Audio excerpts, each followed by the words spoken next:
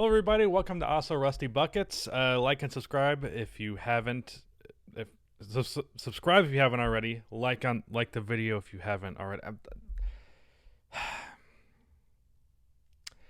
Hello, everybody. Welcome to Also Rusty Buckets. If you haven't already, subscribe and also drop a like on this video. So today's video is coming way earlier. This is obviously not really a post-game recap because I was barely watching Lakers versus Hawks. It was like just on in the background while I was doing other stuff. And LeBron James got hurt and he got what Woj said was a high ankle sprain, which is keeping him out indefinitely.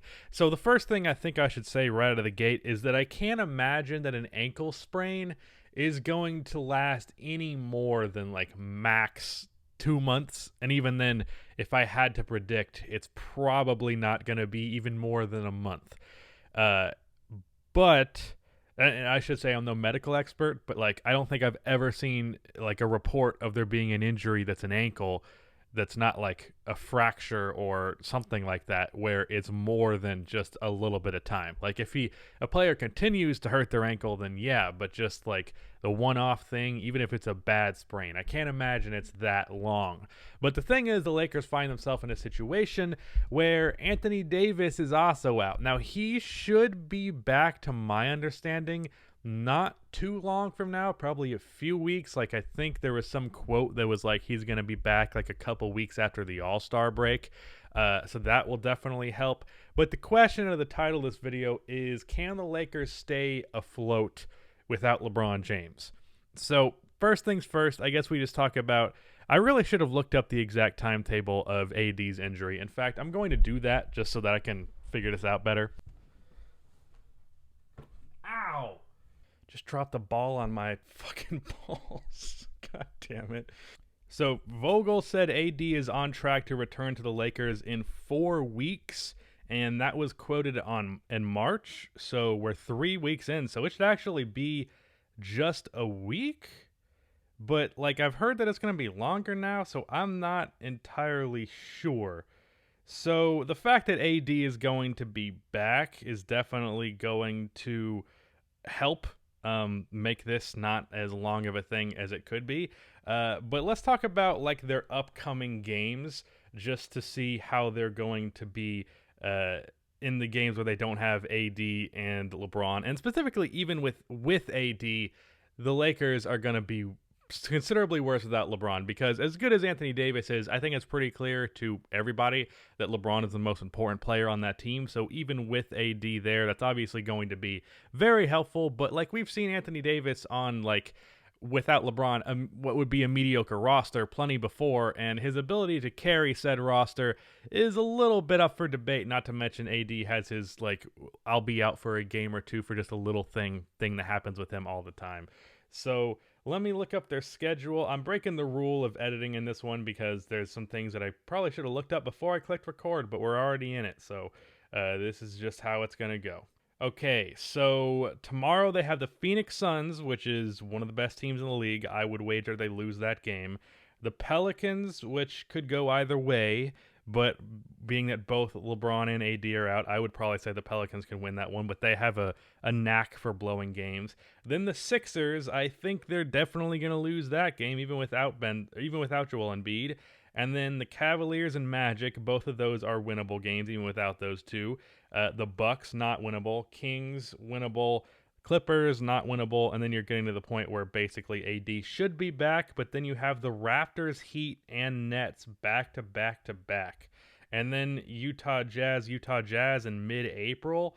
That's definitely a potentially, like the schedule is not that easy for the Lakers in these upcoming games. Phoenix Suns right out of the gate, not that great. So let's first talk about what the Lakers can do without LeBron and without Anthony Davis as well. So first of all, I think they should bring in Talen Horton-Tucker into the starting lineup. Obviously, is Montrezl Harrell in the starting lineup now? I can't remember. I'm pretty sure he's not. But if he is, they should get him that starting spot because they're going to need that source of offense. So you have Dennis Schroeder in there. You have Montrezl Harrell and THT, who can all be guys who can score the ball. Montrezl Harrell has been really good for the Lakers lately. I'm looking at the box score. He was 10 for 13 in this game. Other than that, I mean, also I do want to say that Talen Horton-Tucker, his playmaking lately has been very good. But I would make their starting lineup Dennis, Tucker, KCP, probably Markieff Morris. It looks like that's who they're starting here at the 4, although you could do Kyle Kuzma, who's been a lot better this year, and then Montrezl Harrell at center. I just think you have to go for the guys who can have the most offense. You're going to want to spam the Dennis Schroeder, Montrezl Harrell pick and roll, because it's really going to be about the offense. They are going to be even worse defense without LeBron, because LeBron has been amazing defensively this year, but I think the Lakers could still maintain at least a solid enough defense. And then what I'm really concerned about is if their late game creation can be good enough without LeBron and AD. As for when AD comes back and LeBron is out, assuming LeBron's timetable is about like a month and a half, their schedule after that gets a little bit easier once you're getting past these Jazz games. The Mavericks, which isn't too difficult, the Magic, Wizards, Kings. Then you have Raptors, Nuggets, Clippers, Blazers, Suns. That is a rough streak. And I imagine I don't know if LeBron's going to be out for all of April. I feel like he'll probably be back by the time April is over, and that's right when they're getting into that stretch of tough games. But if it's like it's like a month and a half, that could be a different case. This is, of course, pretty much all speculation. Another factor here is that LeBron's going to be coming back, assuming that my timetable guess is roughly there. He's going to be coming back with not too many games left in the regular season, so there's a very real chance that he's a little bit rusty to start, and that could be bad for them going to the playoffs. Not to mention they could fall in the standings, because even this year with the Lakers not having AD for at least a good chunk of the season, a couple of weeks now, 3 weeks or more, they're already slipping a little bit in the standings. Like I could see them falling all the way down to 7, honestly. I mean, the Clippers are right on their heels. The Nuggets are not that far behind. The Blazers have the same record as the Nuggets, so they're not that far behind. I could see them falling all the way to 7 if things do not go swimmingly, especially in these games where they have just Dennis Schroeder and Montrezl Harrell as like the foundation of the team. Hopefully TLC can bring some scoring, but not TLC, THT. TLC is a TV network. Talen Horton-Tucker, not TLC.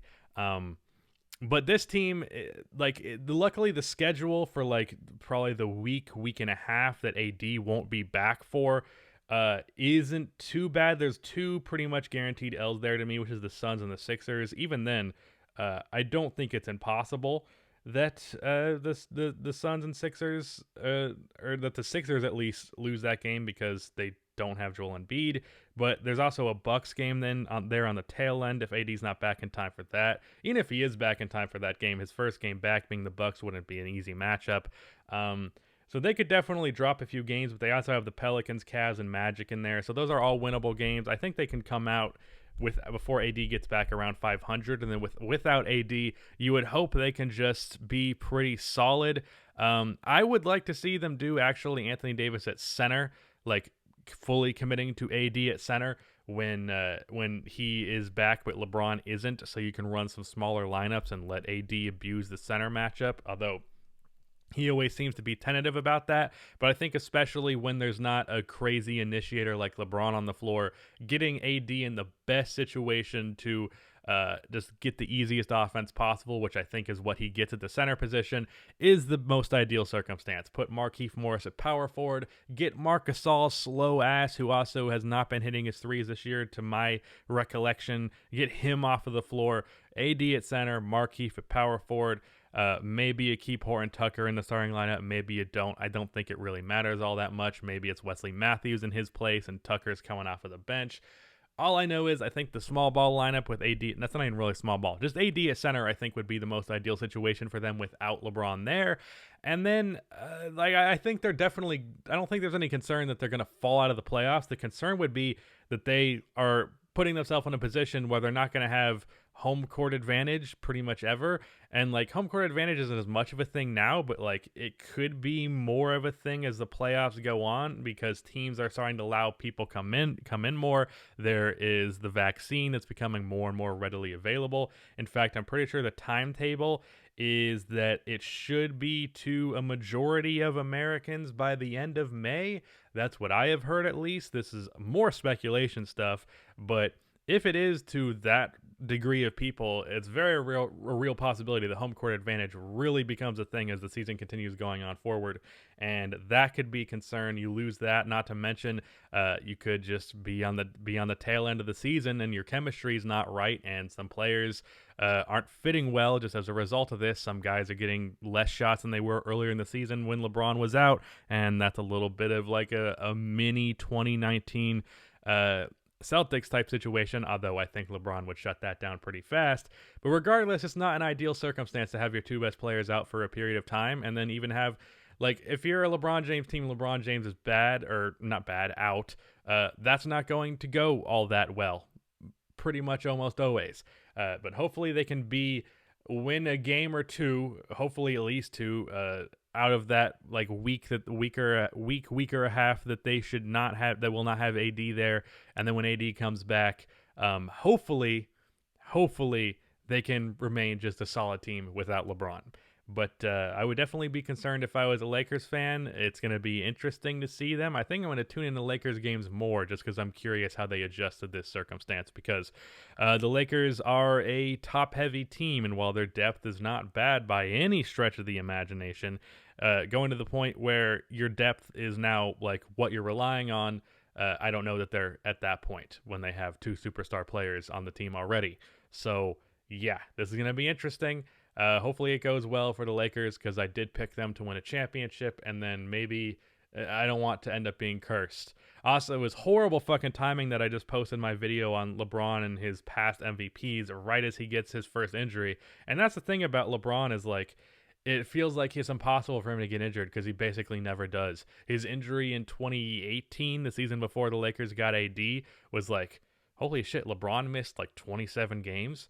LeBron doesn't miss games. So, yeah, it was not fun to see. Of course, I should have probably said this at the start that, like, obviously you're rooting for him to come back as fast as possible and as healthy as possible. It feels weird, like I said, seeing LeBron get hurt just because he has this insane durability throughout his entire career. But yeah, that's all I really had to say. Lakers hopefully should be fine, but it's definitely not in the best position. But with that, yeah, that's it. Bye.